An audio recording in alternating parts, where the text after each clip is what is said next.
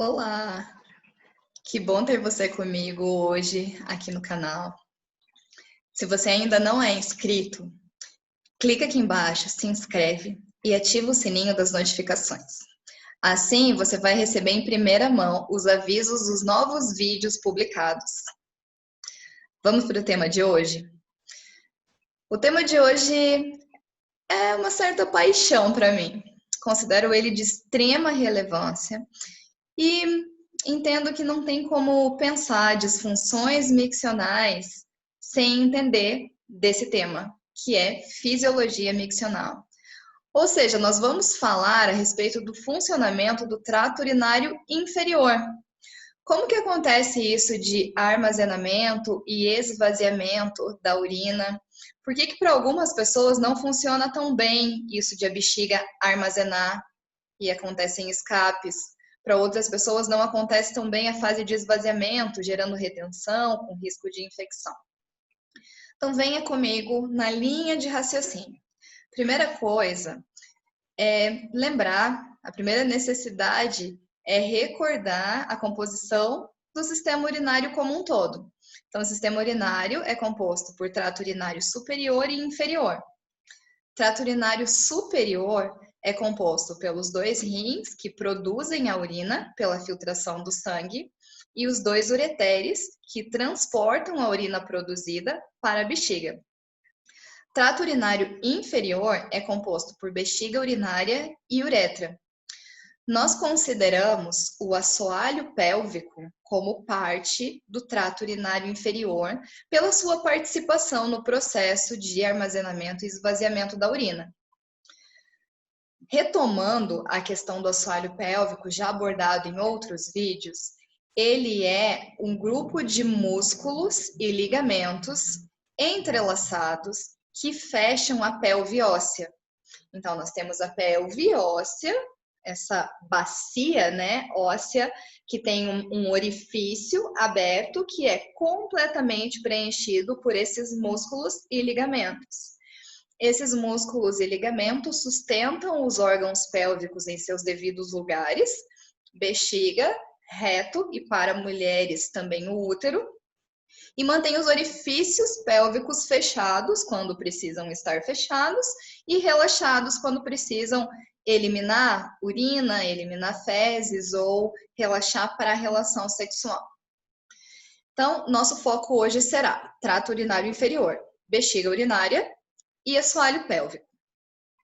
A bexiga urinária é composta por músculo liso. O músculo da bexiga é chamado de detrusor. É importante saber esse nome porque as disfunções da bexiga são chamadas por hipoatividade detrusora, hiperatividade detrusora. Então, esse nome vai acabar ficando familiar. A bexiga é dividida em corpo vesical e colo vesical. O corpo vesical é a parte superior arredondada da bexiga. A parte inferior, mais triangular, é chamada de colo vesical. No colo vesical existe uma área triangular chamada de trígono vesical.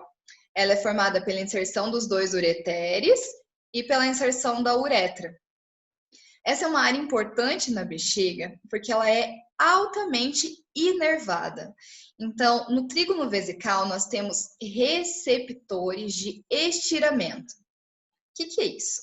Células que percebem o músculo se esticando, se estirando e vão avisando o sistema nervoso central quanto de volume existe na bexiga, para que no momento certo nós tenhamos o desejo e possamos eliminar a urina.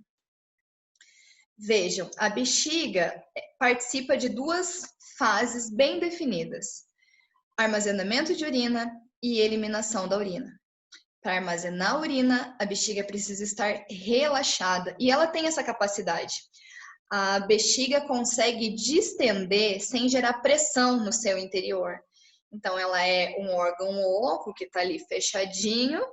À medida que a urina vai sendo produzida, ela vai distendendo sem que haja pressão em seu interior, porque essa pressão levaria perda urinária, refluxo da urina para os rins. Então, ela relaxa na fase de armazenamento. E na fase de esvaziamento, ela precisa contrair.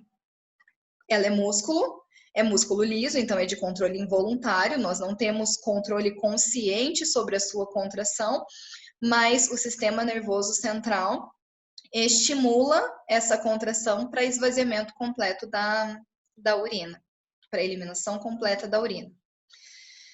Vejam, esses receptores de estiramento vão mandando um aviso contínuo para um centro de controle que fica na ponte. Então, ali na região da ponte, nós temos um centro de controle chamado centro pontino da micção, por ficar na ponte. Esse centro recebe a informação de quantos ml existe dentro da bexiga. Quando a bexiga chega na metade da sua capacidade, esse centro de controle vai avisar uma outra área no córtex pré-frontal. Tudo que chega ao córtex, eu tenho conhecimento.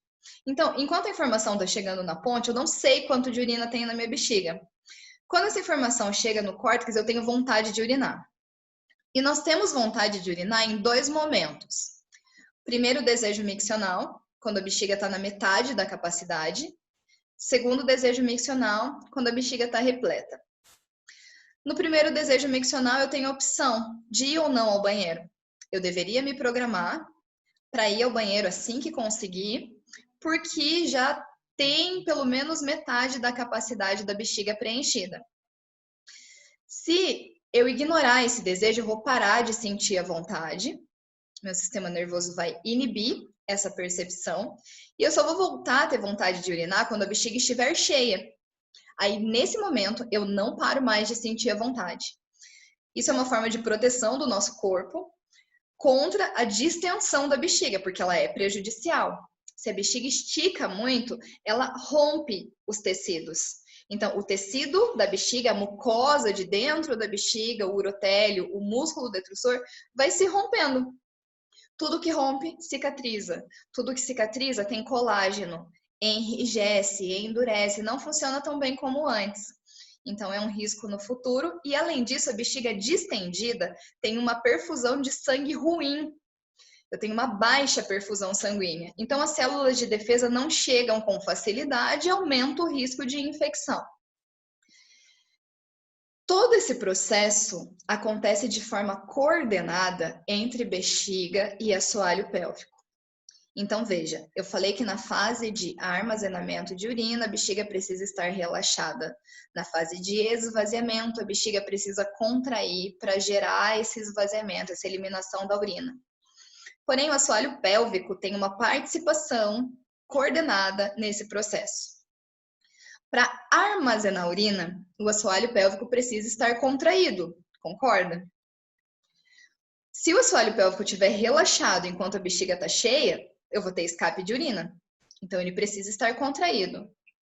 Já no momento de esvaziamento, quando a bexiga contrai, o assoalho pélvico precisa relaxar.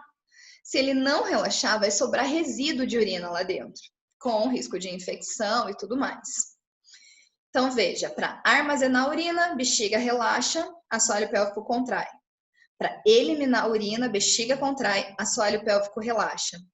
Qualquer alteração nesse processo vai levar à disfunção miccional, ou a perda de urina, ou a retenção de urina. Na fase de armazenar, se a bexiga não relaxa, se a bexiga fica contraindo, eu tenho urgência ou perda de urina. Se o assoalho pélvico não contrai, eu tenho perda de urina pelo peso da urina contra o assoalho pélvico. Na hora de esvaziar, se a bexiga não contrai, eu não tenho esvaziamento completo. Ou preciso utilizar a força abdominal para conseguir esvaziar. Se o assoalho pélvico não relaxa, a mesma coisa. Pior ainda se ele não relaxa, mesmo a bexiga contraindo. Porque aí a bexiga está fazendo uma força contra o assoalho pélvico fechado. Então, essa pressão lá dentro pode fazer, inclusive, a urina voltar para os ureteres, para os rins, com risco da função renal. Todo esse processo é coordenado pelo sistema nervoso central, através do sistema nervoso autônomo e sistema nervoso somático. Ficou complicado, né? Não, mas a gente vai descomplicar. Então, vem comigo. O assoalho pélvico é inervado por um nervo chamado pudendo. Esse nervo sai da medula espinhal, lá da região sacral, S2 a S4, e vai para o assoalho pélvico. Ele tem uma função, manter o assoalho pélvico contraído. Então pensa comigo, ele precisa trabalhar só na fase que a bexiga está armazenando urina, certo? Que é a fase que o assoalho pélvico tem que estar contraído. Foi uma parte, sistema nervoso somático. A bexiga é inervada por dois nervos. Nervo pélvico sai da medula espinhal, também ali de S2 a S4, vai para a bexiga, ele tem uma função: fazer com que a bexiga contraia na hora do esvaziamento. Então, percebe? Eles trabalham em momentos diferentes. O nervo pélvico precisa ativar a contração da bexiga no momento de urinar. E a bexiga também é inervada pelo pelo nervo hipogástrico. O nervo hipogástrico sai ali da medula espinhal de T10 a L2, mais torácica lombar. E ele tem duas funções. Uma é levar a informação lá para a ponte, lá para o sistema nervoso central, de quanto existe de volume dentro da bexiga. E a outra função é ajudar no relaxamento.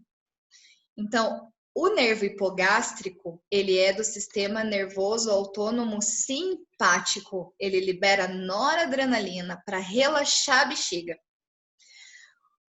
O nervo pélvico, ele é do sistema nervoso autônomo parasimpático. Ele libera acetilcolina para fazer contração da bexiga. Então, vamos revisar. Na fase que a bexiga precisa armazenar a urina, o nervo hipogástrico libera noradrenalina para relaxar a bexiga. E o nervo pudendo também está ativado, mantendo o assoalho pélvico contraído. Já na hora de esvaziamento da bexiga, o nervo hipogástrico para de agir, o nervo pudendo para de agir e o nervo pélvico entra em ação, fazendo com que a bexiga contraia. Tudo isso acontece porque existe uma comunicação desses nervos com o sistema nervoso central através da medula espinhal. Nós temos um centro de controle, um centro de comando, que é o centro pontino da micção, que fica na ponte.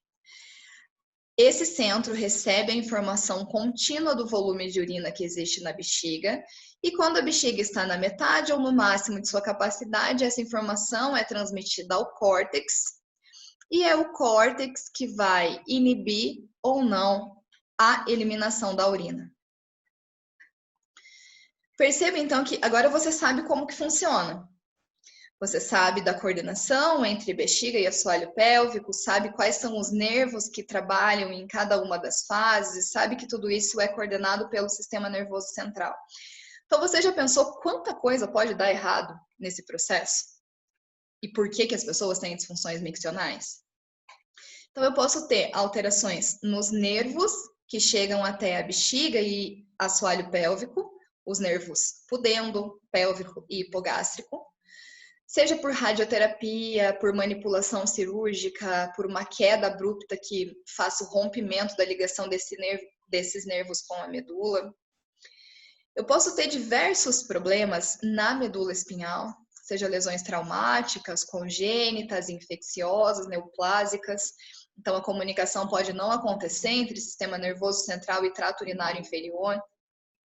Eu posso ter diversos problemas no encéfalo, os acidentes vasculares encefálicos, traumatismos crânioencefálicos, doenças neurodegenerativas, e tudo isso alterar o processo da micção, seja a percepção da bexiga cheia, a capacidade de contração da bexiga, a capacidade de relaxamento do assoalho pélvico. Além disso, o assoalho pélvico pode perder sua função também de se manter contraído, por vários motivos: exposição à obesidade, múltiplas gestações, lesões perineais durante o parto, alterações hormonais, especialmente depois da menopausa, processo de envelhecimento. Então, nós precisamos ficar de olho no nosso funcionamento do trato urinário inferior e também divulgar essa informação. É possível que os problemas aconteçam, eles são muito comuns e são possíveis de ser tratados. Mas isso é assunto para próximos vídeos. Continua aqui com a gente, teremos muitas coisas a discutir pela frente. Obrigada!